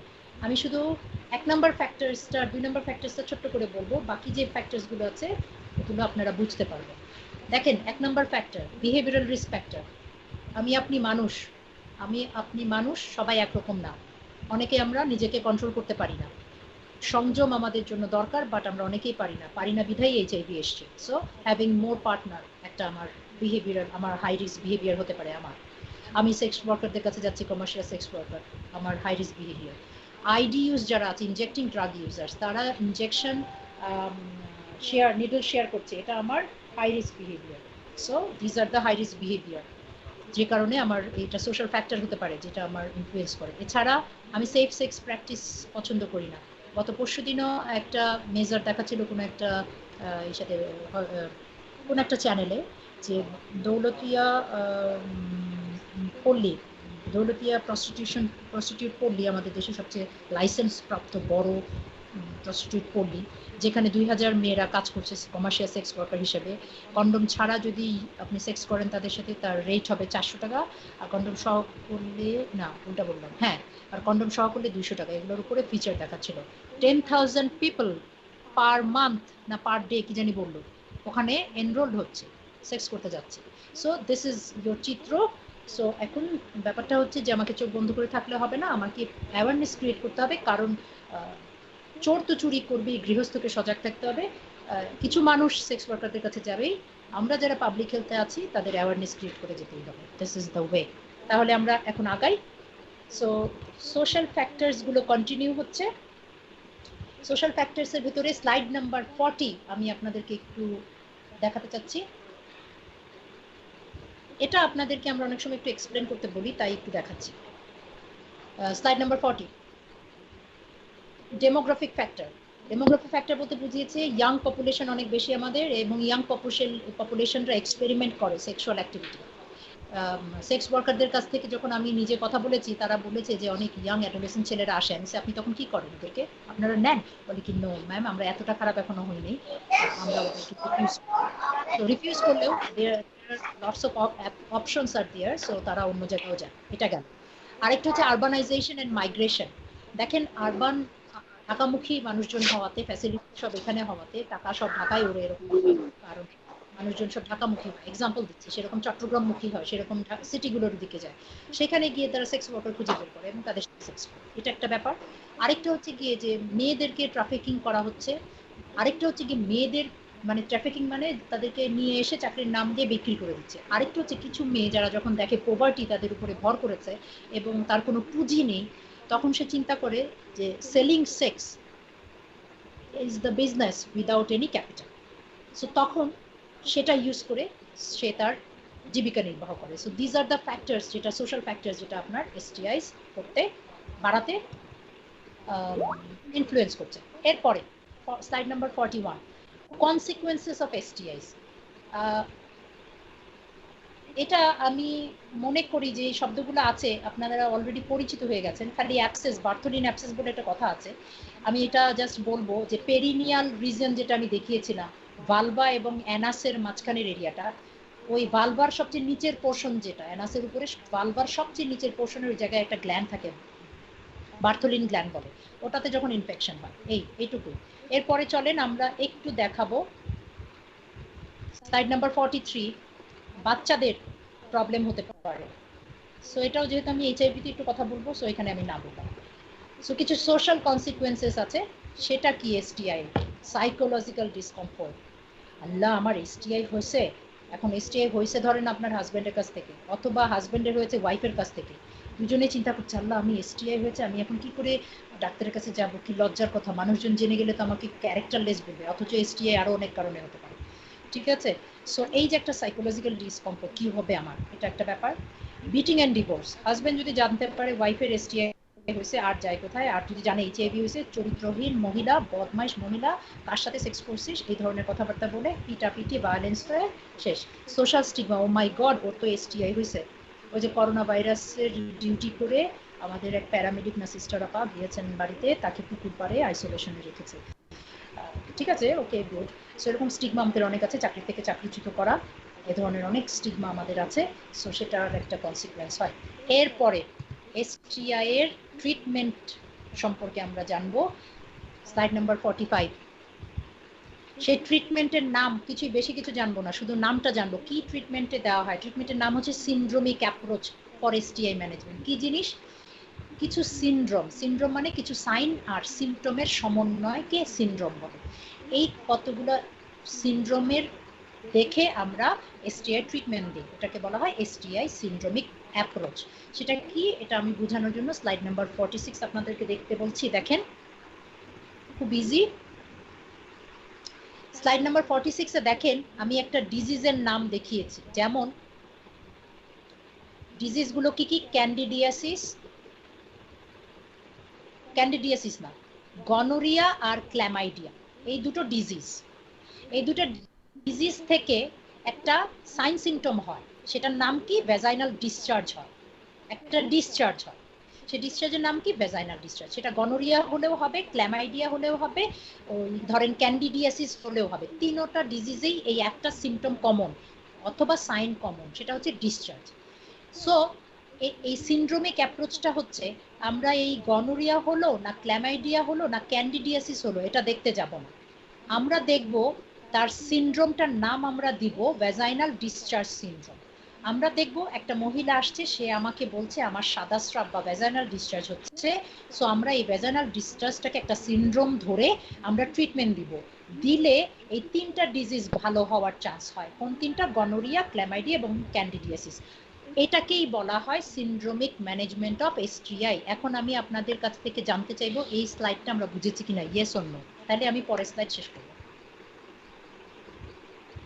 জি madam. ম্যাডাম। ওকে, রাইট, ভেরি গুড। আমার আর কিছু বোঝানোর দরকার নাই, আমরা বুঝে গেছি। রাইট, এখন দেখেন পরের slide, slide number 47। Slide number 47, ওই সিনড্রোমগুলো যেটা আমি বললাম, 7টা সিনড্রোম আছে, আপনাদের একটু জানতে হবে, মনে রাখতে হবে। আমরা এখানে যেই ব্যাকগ্রাউন্ড থেকে আসি না কেন, আমাদের মাস্ট জানতে হবে, মাস্ট নো সিনড্রোম। স্লাইড এটা। ভ্যাজাইনাল ডিসচার্জ মেয়েদের হয়, ইউরেথ্রাল ডিসচার্জ সিনড্রোম ছেলেদের হয়, লোয়ার অ্যাবডোমিনাল পেইন শুধু মেয়েদের জন্য, জেনিটাল আলসার সিনড্রোম, ওই যে আলসার হয়, এটা ছেলে মেয়ে দুজনেরই হয়, ইঙ্গুইনাল বিউবো ছেলে মেয়ে দুজনেরই হয়, স্ক্রোটাল সোয়েলিং, স্ক্রোটাম যেহেতু শুধু ছেলেদের, এটা ছেলেদের হয়, নিওনেটাল কনজাংটিভাইটিস মেয়ে বাচ্চা ছেলে বাচ্চা দুজনেরই হয়। এই সিনড্রোমগুলো নিয়েই আমাদের কাছে আসে, আসলে আমরা সিনড্রোমিক অ্যাপ্রোচের মাধ্যমে আমরা ট্রিটমেন্ট দিই, দিলে একটা সিনড্রোম দেখে 3-4টা ইনফেকশনকে আমরা ট্রিটমেন্ট দিয়ে ফেলতে পারি। এই জন্যই এই ট্রিটমেন্টের আবির্ভাব হয়েছে। গেল, শেষ। 48 স্লাইড। আমি তাদের জন্য রেখেছি যারা ইন্টারেস্টেড যে ভ্যাজাইনাল ডিসচার্জ সিনড্রোমটা কোন কোন রোগের জন্য হচ্ছে, ইউরেথ্রাল ডিসচার্জ সিনড্রোমটা কোন কোন রোগের জন্য হচ্ছে সেটা দেখার জন্য। দেখলেন, but not must know, good, জানলে ভালো। আচ্ছা, স্লাইড নাম্বার 49, যারা আমরা ট্রিটমেন্ট দেই তারা এটা তাদেরকে দেখানো এবং আপনারা যারা পড়তে এসছেন তাদের জানার জন্য যে সিনড্রোমিক অ্যাপ্রোচের ভিতরে স্লাইড নাম্বার 49কে বলা হয় সিনড্রোমিক ফ্লো চার্ট। এরকম প্রতিটা সিনড্রোমের জন্য এরকম ফ্লো চার্ট আছে। এটা যেটা আমি দেখাচ্ছি এটা হচ্ছে ভ্যাজাইনাল ডিসচার্জ সিনড্রোমের জন্য একটা ফ্লো চার্ট। ফ্লো চার্ট আসলে আমরা রোগীদেরকে বক্সে লেখা আছে, এগুলো জিজ্ঞেস করি কোশ্চেন, রিস্ক অ্যাসেসমেন্ট করি রোগীদেরকে। কি রিস্ক অ্যাসেসমেন্ট? ভাই আপনার কি সেক্সুয়াল ইন্টারকোর্স করার সময় হাজবেন্ডের সাথে তলপেটে ব্যথা হয় কিনা, আপনি কি আসলে সেক্স ওয়ার্কারের কাছে যান কিনা, আপনার কি মোর দেন ওয়ান পার্টনার আছে কিনা, আপনি কিছুদিনের ভেতরে 1 মাসের ভেতরে আপনার এই ধরনের সমস্যা আগেও হয়েছিল কিনা, এই ধরনের কথা বলে রিস্ক অ্যাসেসমেন্ট করি, করে আমরা সেটা ট্রিটমেন্ট দিই। শেষ। এরপরে slide number 50, STI management, syndromic approach management. Madam, এই ফ্লোচার্টটা কি আমাদের মনে রাখতে হবে? না না না, ফ্লোচার্টটা মনে রাখতে হবে না, এই জন্য আচ্ছা। এটা আমি বেশি বললাম না। ঠিক আছে, স্লাইড 48 আর 49 আপনাদেরকে মনে রাখতে হবে না।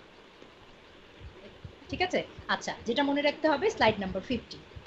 যেটা মনে রাখতে হবে ফ্লো চার্টটা থেকে সেটা হচ্ছে রিস্ক অ্যাসেসমেন্টটা কি কোশ্চেন দিয়ে করি, সেটাই যে বললাম আমি, যে আপনার কি হাই রিস্ক বিহেভিয়ার আছে কিনা, এই প্রশ্নটা মুখ দিয়ে বের করলে আমরা বুঝে যাবো যে আপনি বুঝেছেন। এই তো। আর যেটা মনে রাখতে হবে স্লাইড নাম্বার 50, এটা আপনাদের সবাইকে মনে রাখতে হবে, component of STI counselling, 4 C's।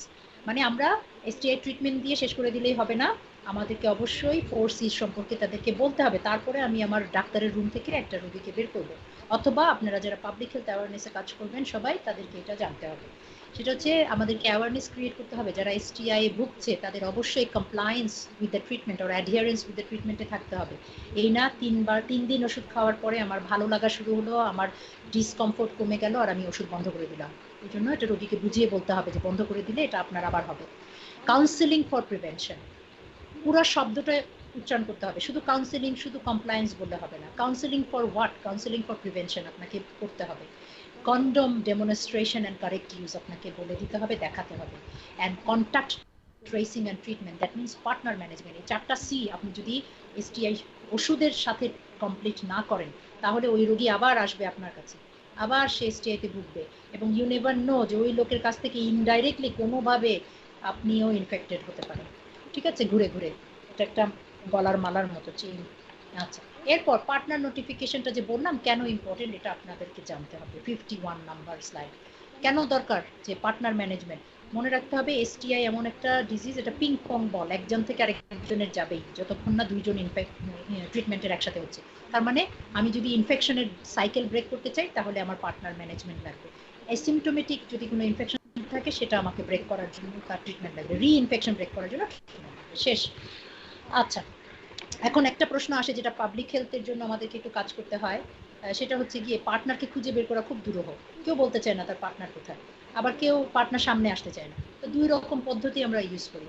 একটা হচ্ছে গিয়ে যে পেশেন্ট আপনার কাছে এসছে সিমটম নিয়ে, তাকে ইনফ্লুয়েন্স করে তার পার্টনারকে ডাক্তারের কাছে নিয়ে আসা, অথবা আমাদের যে হেলথ সেক্টরের যে হেলথ ওয়ার্কাররা আছে যারা ফিল্ডে কাজ করে তাদের মাধ্যমে ওদেরকে খুঁজে বের করে, এই দুই ভাগে পার্টনার ম্যানেজমেন্ট করা হয়। So this is all about your STI এবং আরটিআই। আশা করি এখানে সমস্যা হয়নি।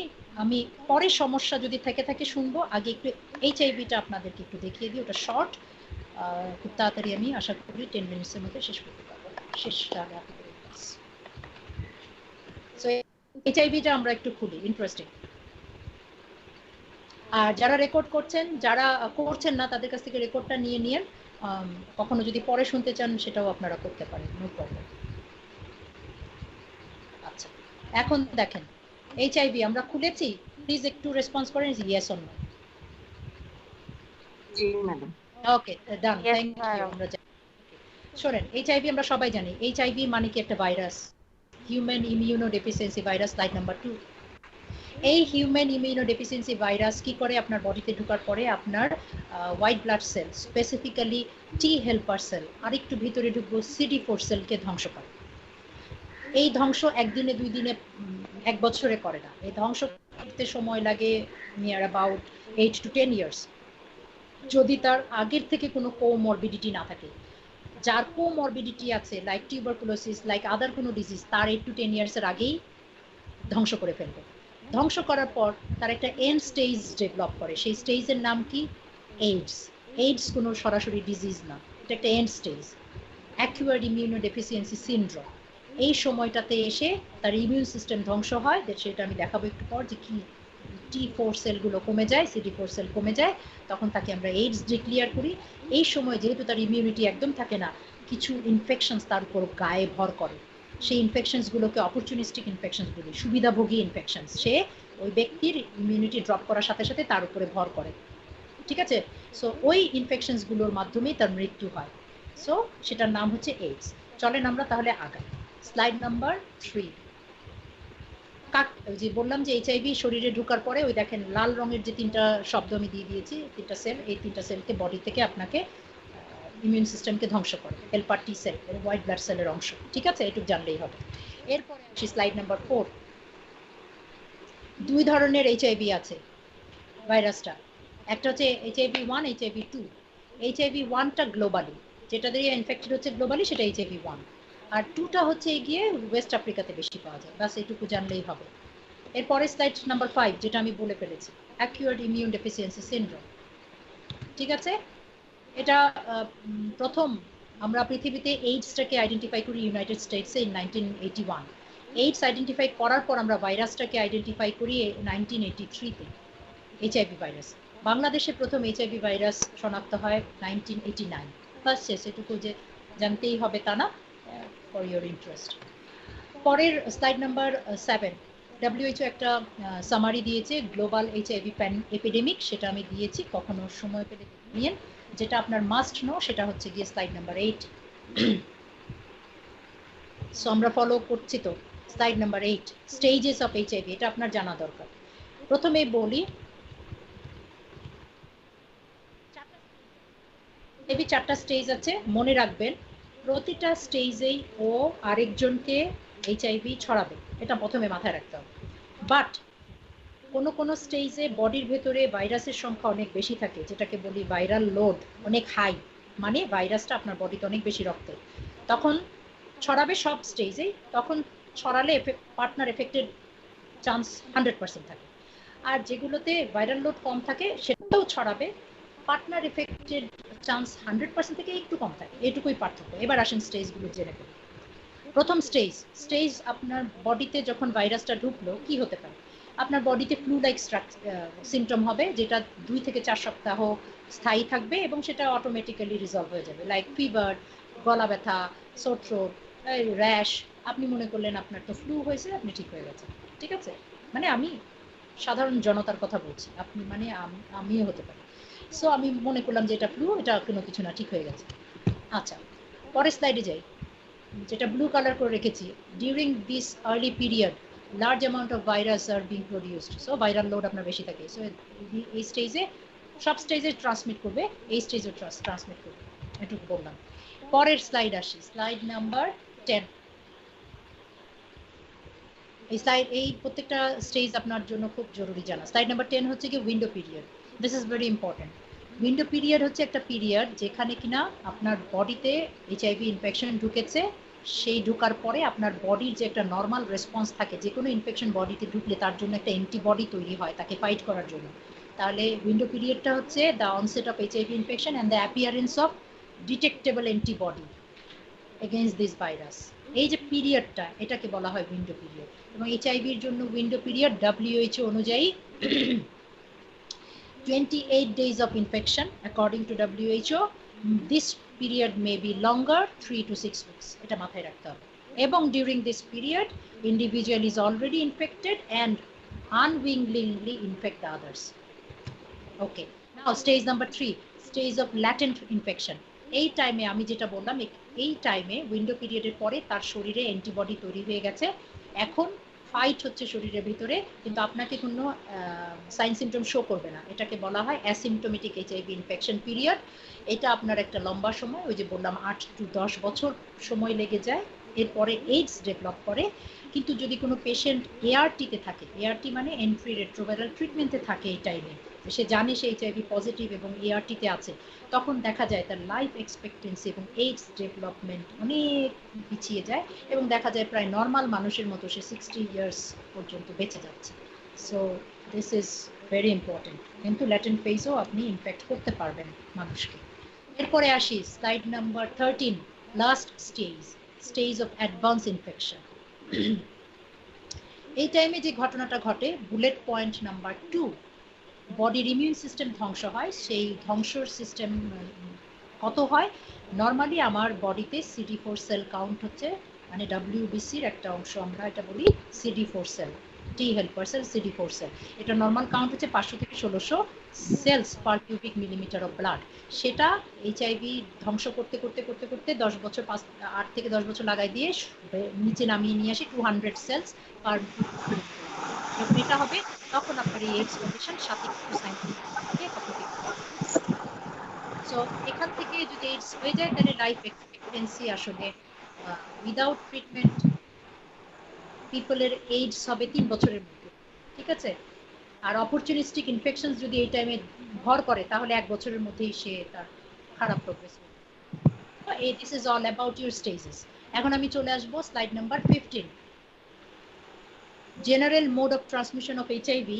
আর একটু আগে আমরা যেটা পড়েছি mode of transmission of STI, একদম সেম পড়বেন। শুধুমাত্র আমি যেটা এমফেসিস দিব, mother to child transmission, vertical transmission, এটা আমি বলবো। Mother to child transmission during প্রেগনেন্সির সময় কিভাবে ছড়ায় এটা আমরা জিজ্ঞেস করি আপনাদেরকে, বলবেন থ্রো প্লাসেন্টা, দেখেন লিখে দিয়েছি। ডিউরিং ডেলিভারির সময় কিভাবে ছড়ায়? নর্মাল ডেলিভারি যখন করানো হয় তখন যে বার্থ প্রসিডিওরটা হয়, বার্থ ক্যানালের মাধ্যমে যে ব্লাড এবং ফ্লুইড থাকে, সেটা বাচ্চার যে স্কিন থাকে অনেক সময় একটু কাটাছেঁড়া পড়ে যায়, অনেক সময়, সবার না। সো তখন একটা চান্স থাকে মায়ের ওই ইনফেক্টেড ব্লাড ফ্লুইডের মাধ্যমে বাচ্চার ওই স্কিন কন্ট্যাক্টের মাধ্যমে এটা ছড়াতে পারে। আফটার বার্থ ছড়াতে পারে থ্রু ব্রেস্ট মিল্ক। সো ছড়াতে পারে কথাটা বলতে হবে, ছড়াবেই এমন কোনো গ্যারান্টি কোথাও রিসার্চে নেই। আছে চলে গেল। এরপরের স্লাইডে আসি, slide number 16। So slide number 16 দেখেন কোন কোন বডি ফ্লুইড, এটা জানা খুব জরুরি, কোন কোন বডি ফ্লুইড এইচআইভি কন্টেইন করে, ভাইরাসটা থাকে। দেখেন আমি একটা খাল খনন করেছি, এই খাল খননের উপরের দিকে লালগুলো হচ্ছে গিয়ে মাস্ট, এগুলোর ভিতরেই থাকে। According to WHO blood, cement, সবচেয়ে বেশি আপনার ব্লাড, তারপরেই সিমেন্ট, তারপরে vaginal fluid, rectal fluid and breast milk, এগুলোর মধ্যে আপনার এইচআইভি থাকে। আর খাল খননের পরে নিচের দিকে দেখেন এখনো পর্যন্ত সেরকম কোনো কেস স্টাডি বা কোনো কেস পাওয়া যায়নি এই পর্যন্ত যেটা স্যালাইভার মাধ্যমে ছড়িয়েছে। সো সেটা ওই খালের নিচে চলে গেছে, বাকি যেগুলো আছে একটা দিয়েও ছড়াবে না, এটা আমাদেরকে ক্লিয়ার হতে হবে, ঠিক আছে? ওর পরেরটাতে এইচআইভি কিভাবে ছড়ায় না, তাহলে আমি যদি মোড অফ ট্রান্সমিশন জানি সেগুলো ছাড়া বাকি যত কর্ম আছে কোনো কর্মেই এইচআইভি ছড়াবে না। সো আমি এই স্লাইডটাতে যাব না। আপনাদেরকে প্রশ্ন করবে, আপনারা যেহেতু পাবলিক হেলথে কাজ করবেন, স্যার ম্যাডাম এই মশার কামড়ে এইচআইভি ছড়াবে কিনা, আপনার সিম্পল আনসার হবে নো, নো অ্যান্ড নো, ঠিক আছে? পরে যাই 18 নম্বর স্লাইড, স্লাইড নাম্বার 18। এসটিআই এবং এইচআইভির একটা রিলেশন আছে। রিলেশনটা কি?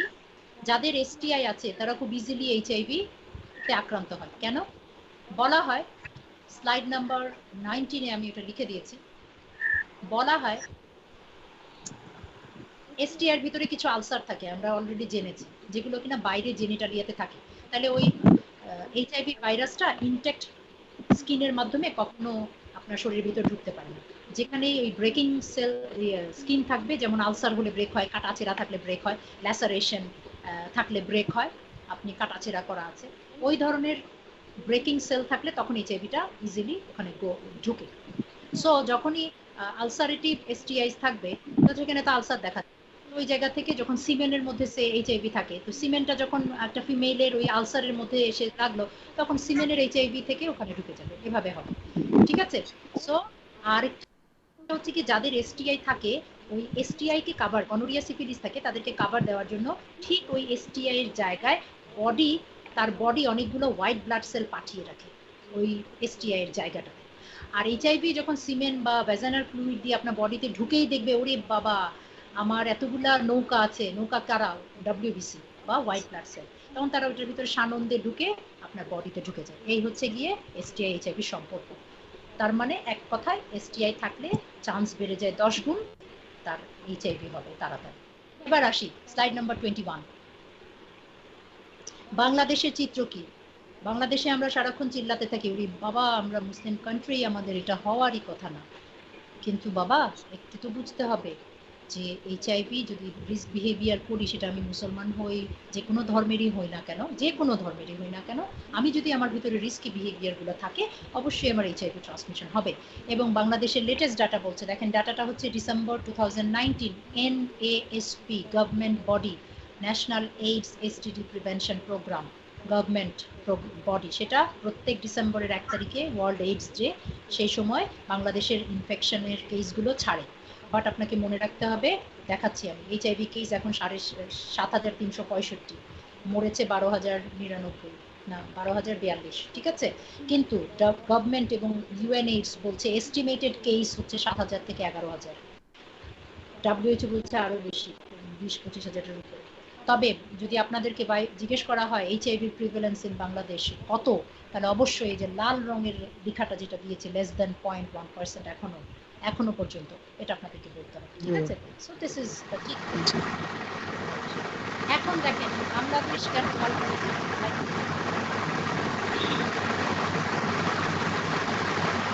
আবার এবং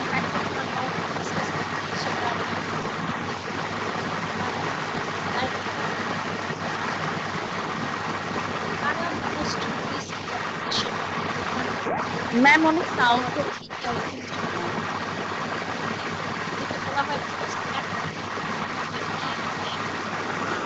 ম্যাম শোনা যাচ্ছে না। ম্যাম হ্যালো,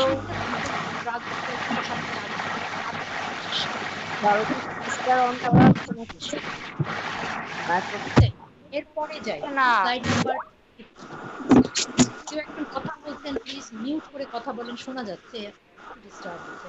হ্যাঁ, স্লাইড নাম্বার 24, মেয়েরা কেন বেশি ভালনারে। ম্যাম আমরা কিছু শুনতে পাইনি। শুনতে পারিনি। ওই যে উনি কথা বলছেন, একজন কথা বলছেন, তার পার্সোনাল কথা ওপেন করে একটু মিউট করছেন।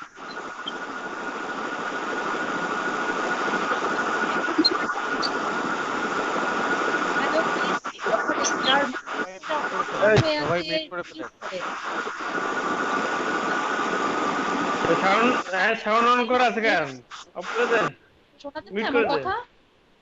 আমার কথা শোনা যাচ্ছে? কিছুক্ষণ ধরে শোনা যায় নাই। এখন যাচ্ছে না, এর আগে ম্যাম 22 নাম্বার স্লাইডে কিছু শুনতে পাইনি আমি। স্লাইড আমি আসলে ডিসকাস করিনি, এটা আমরা রিস্ক ফ্যাক্টর এসটিআই ডিসকাস করেছিলাম, যে স্লাইড আমি ডিসকাস করিনি। আমি যেটা ডিসকাস করেছি 23 স্লাইড, হ্যাঁ, সেটা হচ্ছে এদেরকে বলা হয় MARP গ্রুপ, মানে most at risk population for HIV. কারা? নাম্বার 1 আসবে ইনজেক্টিং ড্রাগ ইউজার্স, নাম্বার 2 আসবে কমার্শিয়াল সেক্স ওয়ার্কার, যারা CSW নামে পরিচিত। এরপরে দেখেন যেগুলো দিয়ে দিয়েছি, তারপরেই আসবে হচ্ছে গিয়ে MSM, men having sex with another man. আপনারা যদি একটু গুগল সার্চ করেন দেখবেন আজকালকার সেক্সুয়াল ইন্টারকোর্সের মাধ্যমে এইচআইভি সবচেয়ে বেশি ছড়ায়। সেই ছড়ানোর ভিতরে হোমোসেক্সুয়ালিটি যারা ফলো করে তাদের মধ্যে দিয়ে বেশি ছড়াচ্ছে, এটা আসছে। ঠিক আছে?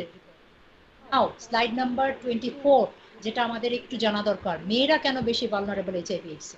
মেয়েরা কয়েকটা কারণে ভালনারেবল। নাম্বার 1 হচ্ছে বায়োলজিক্যালি, কারণ মেয়েদের যে রিপ্রোডাক্টিভ ট্র্যাক্টের স্ট্রাকচার, সেখানে মিউকাস মেমব্রেন এরিয়াটা অনেক লার্জ ছেলেদের থেকে, এবং মিউকাস মেমব্রেন অনেক বেশি। ভ্যাজাইনাতে মিউকাস মেমব্রেন, ভ্যাজাইনার উপরে সার্ভিক্সে আছে, ইউটেরাসে আছে, এই সব জায়গাটায় অনেক বেশি জায়গা। এবং এই যখন গনোরিয়া ক্ল্যামাইডিয়াতে মেয়েরা আক্রান্ত হয়, মিউকাস মেমব্রেনগুলোর ভিতরে ছোট ছোট ছোট ছোট আলসার তৈরি হয়, যেটা আমরা খালি চোখে দেখি না।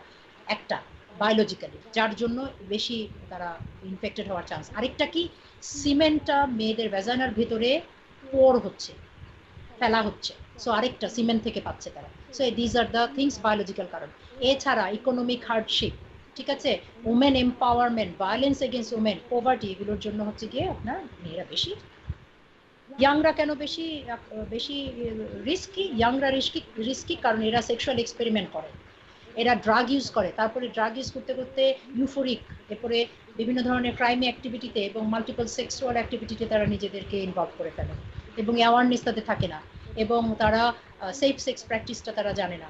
কিছু ইয়াং পিপল যারা স্ট্রিট চিলড্রেন আছে, তাদেরকে ফোর্স সেক্স করা হয়, এগুলোর জন্য ইয়াং পিপল বেশি ভালনারেবল। সো আমি 25 নাম্বার স্লাইড কভার করলাম, ঠিক আছে। এরপরে 26 নাম্বার স্লাইড, অপরচুনিস্টিক ইনফেকশনস, যেটা আমি বলেছি CD4 সেল কাউন্ট 200 সেলস হয়ে গেলে যেটা হয়, সেটা আমি 27 নাম্বার স্লাইডে এক্সাম্পল দিয়েছি। আমরা একটু এই যে 4-5টা এক্সাম্পল সব কাট করে দিয়েছি, অনেকগুলো অপরচুনিস্টিক ইনফেকশনস আছে, আমি শর্ট করে যে কটা আপনাদের জানতেই হবে সেই কটা দিয়েছি। এগুলোর কারণে ওই এইডসের পেশেন্টের মৃত্যু হতে পারে, অন্য কোনো কারণে না।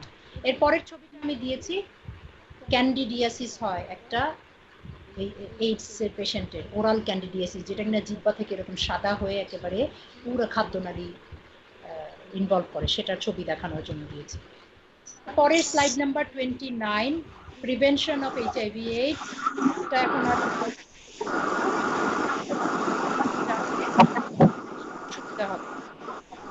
তো আমি এখন সরাসরি চলে যাব স্লাইড নাম্বার 31 দিয়ে শেষ করব। এটা খুব ইম্পর্টেন্ট, যে মেসেজটা আপনাদের জানা দরকার, মাস্ট নো। একটা হচ্ছে এইচআইভি টেস্টিং স্ট্র্যাটেজি, WHO একটু চেঞ্জ আগে, তো লেটেস্ট টেস্টিং স্ট্র্যাটেজিটাই হচ্ছে এটা। এই এইচআইভি টেস্টিং স্ট্র্যাটেজি, টেস্টটার নাম হবে র্যাপিড ডায়াগনস্টিক টেস্ট, শর্টে বলা হয় RDS। 3 কনজিকিউটিভ টেস্ট করা হয় এটাতে, করার পরেই ডিক্লেয়ার করতে হবে সে পজিটিভ নাকি। এবং আরেকটা টেস্ট হচ্ছে এনজাইম ইমিউনোএসাইলাইজার টেস্ট।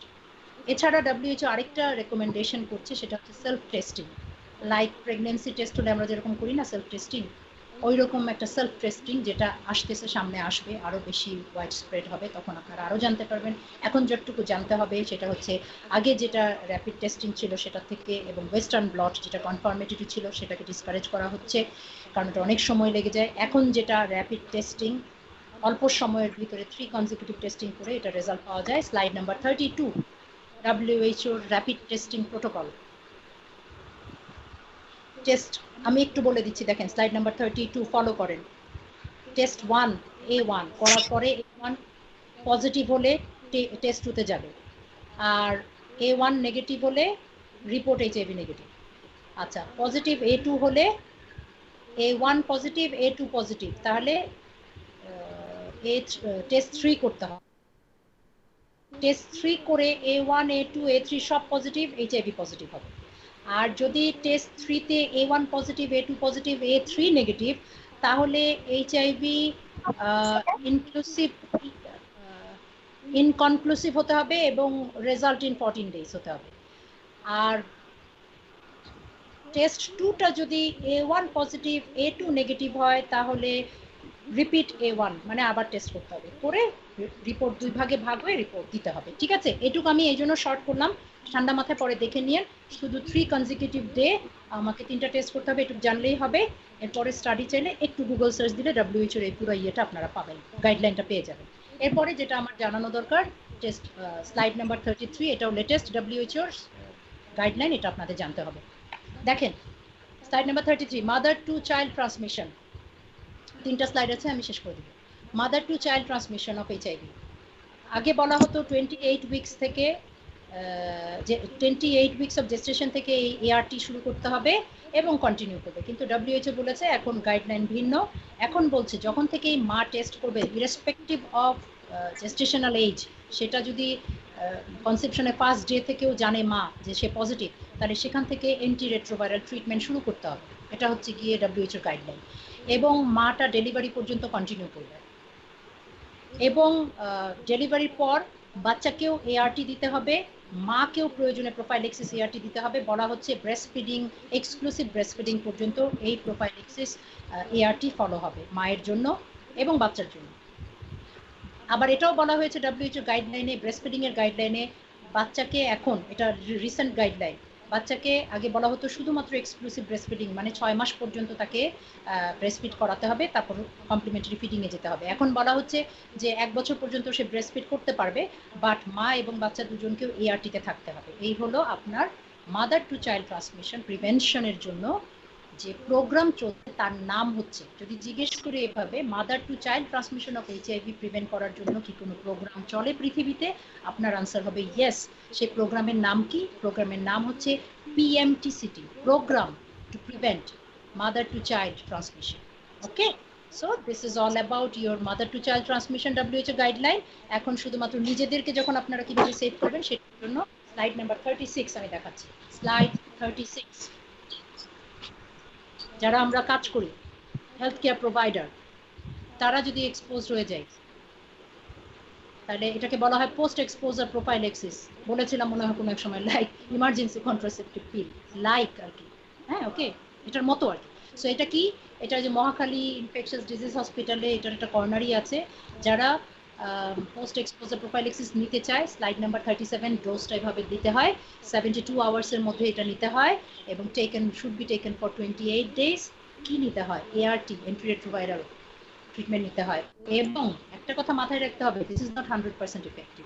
এইটুকু মাথায় রেখে প্রিকশন নিয়ে আমাদের কাজ করতে হবে। এই হলো আমাদের এইচআইভির একটা পুরোটা লেকচার, যেটা আপনাদেরকে আমি বলিনি, ইচ্ছা করে বলিনি, সেটা হচ্ছে গিয়ে safety universal precaution for HIV. এটার আমাদের কিছু প্রিকশন আছে, এইটা আপনারা নিজেদের সেফটির জন্য একটু জেনে নেবেন।